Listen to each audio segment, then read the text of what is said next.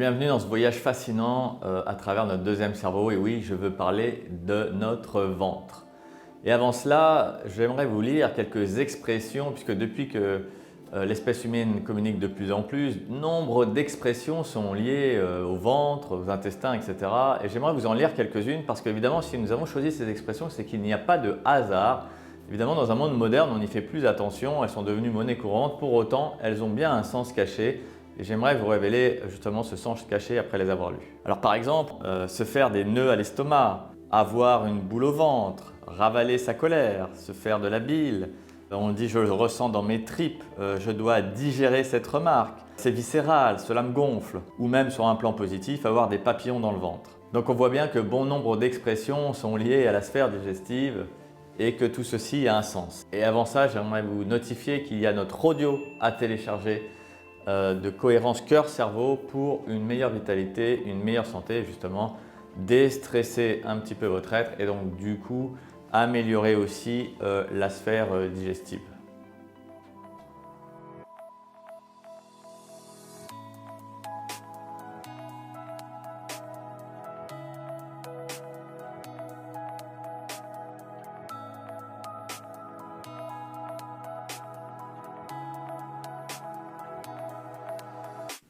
Alors déjà, quelques informations d'ordre scientifique et général pour mieux comprendre un petit peu le ventre. Vous avez compris, dans le corps, on a des neurones un peu partout, mais il y a trois vraiment endroits où il y a beaucoup de neurones. C'est le cerveau, mais ça, vous le saviez déjà. C'est le ventre. Dans le ventre, nous aurions à peu près 200 millions de neurones. Alors parfois, des études disent un peu plus. Et le cœur en contiendrait 40 000, mais ce qui est intéressant, c'est que le cœur un réseau extrêmement organisé comme pour le cerveau. Donc le cœur pourrait être aussi assimilé à un troisième cerveau, mais ce n'est pas du cœur dont je vais parler aujourd'hui. Si je reviens au ventre, en plus d'avoir ces millions de neurones, il faut savoir que ce qu'on appelle le microbiote, donc c'est ce qui compose votre sphère ventrale, serait composé de milliards et milliards de micro-organismes, donc de bactéries principalement.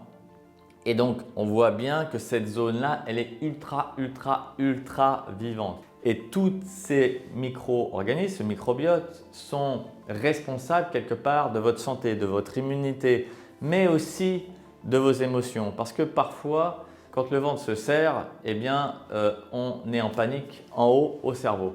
Et donc, c'est fascinant de voir qu'il y a des règles à respecter pour avoir un bon microbiote, pour avoir un bon système ventral et être en meilleure forme. Il faut savoir que justement notre système ventral génère des hormones comme la sérotonine, la dopamine, le cortisol.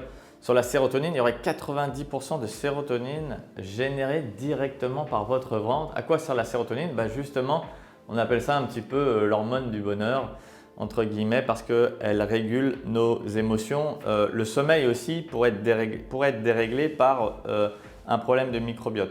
Donc vous voyez bien que très vite on peut passer dans « waouh, je suis en joie, je me sens bien » à « je me sens pas bien et je me sens un peu déprimé ». Eh bien une partie de cela pourrait être générée directement par votre ventre. Alors quand on est stressé par exemple, le ventre peut demander au cerveau de lui apporter un certain type de nourriture, notamment plus de sucre, plus de gras, une moins bonne nutrition quelque part parce qu'il y a besoin de compenser en plaisir, vous voyez. Et donc déjà le stress nous fait mal manger. Et c'est pour ça que voilà, on est stressé au bureau ou ailleurs, on dit tiens, il me faut un bout de chocolat, il me faut un Mars, il me faut un, je sais pas, un café, il me faut ah tiens, je vais boire un petit apéro ce soir, vous voyez, pour compenser. Donc bien sûr, on a le droit de se faire plaisir, mais comprenez que le ventre lui-même a une incidence sur ce que vous allez manger en donnant des indications au cerveau. Maintenant, j'aimerais vous donner quelques conseils simples, parce que l'idée, ce n'est pas de rentrer dans des éléments techniques comme les communications avec le nerf vague, etc. Mais quelques conseils simples pour vous aider à reprendre un microbiote correct et surtout pour améliorer un système digestif et pour améliorer votre système immunitaire et pour améliorer cette communication entre premier cerveau et deuxième cerveau. Alors bon nombre de conseils vont être autour de l'alimentation, il y en aura un ou deux qui ne seront pas de l'alimentation, mais vous allez voir que l'alimentation a quand même un poids gigantesque.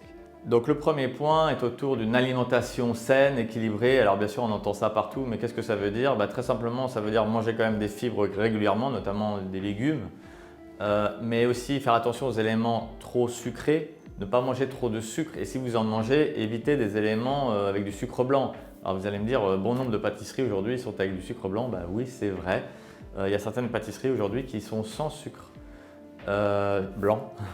Ou sans gluten aussi, parce que le gluten peut avoir des fonctionnements de dérèglement.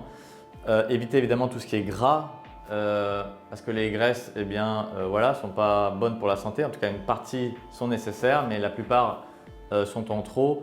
Évitons aussi l'alcool, le tabac. Vous voyez, tout ça accentue un peu nos problèmes digestifs. Je pourrais parler aussi de manger trop de viande, notamment de la viande rouge. Et puis, je pourrais parler aussi de laitage.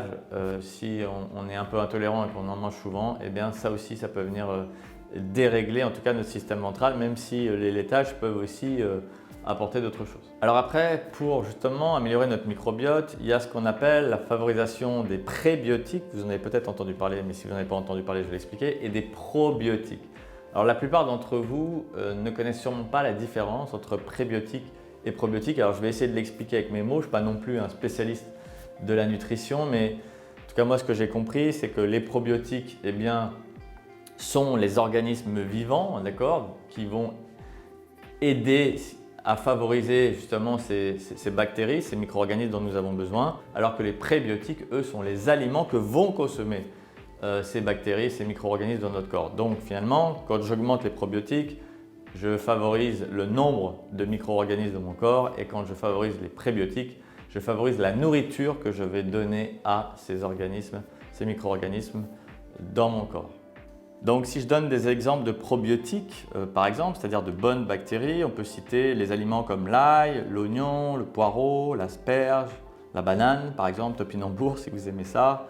Et si on souhaite favoriser les prébiotiques, c'est-à-dire la nourriture qu'on va donner à ces bonnes bactéries, évidemment, on peut favoriser ça dans le yaourt, le kéfir, très bien, la choucroute, le kombucha, les cornichons. Voilà, ces éléments-là vont favoriser les prébiotiques. Alors ensuite, on a parlé des fibres, d'arriver à favoriser les fibres. Alors bien sûr, dans les légumes, il y en a, par exemple carottes, brocolis, vous pouvez aussi en avoir dans les pommes, vous pouvez aussi en avoir dans les graines. Bref, vous pouvez trouver beaucoup de choses sur Internet, mais si on arrive à favoriser les fibres, on va réussir à favoriser aussi un bon microbiote. Ce qui est important de souligner, c'est bien d'avoir une alimentation variée. C'est-à-dire que si vous mangez tout le temps la même chose, ça va favoriser un certain nombre de bactéries, mais pas forcément d'autres. Donc plus vous aurez une alimentation équilibrée, plus vous allez favoriser l'ensemble des bactéries qui ont des besoins différents. Et votre corps a des besoins différents à différents endroits. Donc alimentation équilibrée égale couvrir plus de besoins. Et je tiens à rappeler aussi le pouvoir de l'hydratation. Souvent on ne s'hydrate pas assez. Alors ce n'est pas forcément beaucoup, ça dépend de chacun encore, mais de bien boire assez régulièrement dans sa journée. Ce n'est pas que pour les personnes âgées quand il fait chaud, c'est pour tout le monde. Donc le pouvoir de l'hydratation, et faites attention à ne pas boire trop d'eau pendant le repas parce que là ça va altérer votre digestion, ça va noyer tous les aliments dans l'eau et donc la digestion sera altérée, ce sera plus difficile, surtout si on a des difficultés à digérer. Donc dans les difficultés à digérer, on boit de l'eau une demi-heure avant, mais surtout pas pendant le repas, ni trop près du repas. Je peux citer aussi les aliments qui contiennent notamment du tryptophane qui est nécessaire à la réparation des tissus notamment et à plein d'autres choses. Je peux citer notamment les graines, on en a parlé, ça peut être des noix de cajou, amandes, alors évidemment il ne faut pas être allergique, ça peut être un yaourt, produits laitiers, fromage. Attention justement à ne pas en prendre trop si vous avez justement des problèmes d'acidose notamment ou une intolérance. Certaines viandes et poissons comme le poulet, la dinde, le saumon et des légumineuses comme pois chiches, lentilles, haricots et sûrement bien d'autres. Et enfin, dans les derniers conseils que je peux donner, ne pas hésiter à pratiquer des respirations ou des séances de relaxation parce que le ventre a besoin de douceur, a besoin de calme. Donc méditation, yoga, pleine conscience, respiration, tai chi, tout ça, ça peut être intéressant. Et surtout aussi de privilégier votre sommeil. Donc attention aux écrans, attention à trop d'activité cérébrale avant de dormir. Encore une fois, l'audio qu'on a mis en place de cohérence cœur-cerveau va vous aider à ralentir. Donc à chaque fois qu'on fait cet audio, certains scientifiques ont mesuré qu'on pouvait aller jusqu'à 1300 réactions chimiques dans le corps dont une partie, bien sûr, sont dans le système ventral, vont apaiser tout ça et vont envoyer des messages hyper positifs. Donc on a plein de choses à faire pour son système ventral. L'alimentation, vous avez vu que c'est une grosse partie, mais on peut faire plein d'autres choses. Si on est déjà calme, qu'on n'est pas stressé, eh bien le ventre n'aura pas besoin de surréagir et de vous faire mal manger, par exemple. Voilà, j'espère que cette vidéo vous a plu. Si vous avez d'autres conseils que vous souhaitez, eh bien n'hésitez pas à les poser en commentaire. Likez cette vidéo si elle vous a plu. Et encore une fois, n'hésitez pas à consulter des spécialistes parce qu'on peut faire beaucoup de choses sur l'alimentation et c'est hyper intéressant de travailler ce point, surtout si on a des soucis de santé. Beaucoup de soucis de santé peuvent être liés à l'alimentation. Donc, encore une fois, allez voir quelqu'un, ça vous fera sûrement du bien. N'hésitez pas à vous abonner aussi pour recevoir la vidéo tous les mercredis. Et moi, je vous retrouve la semaine prochaine ou la semaine d'après avec Marie-Lise.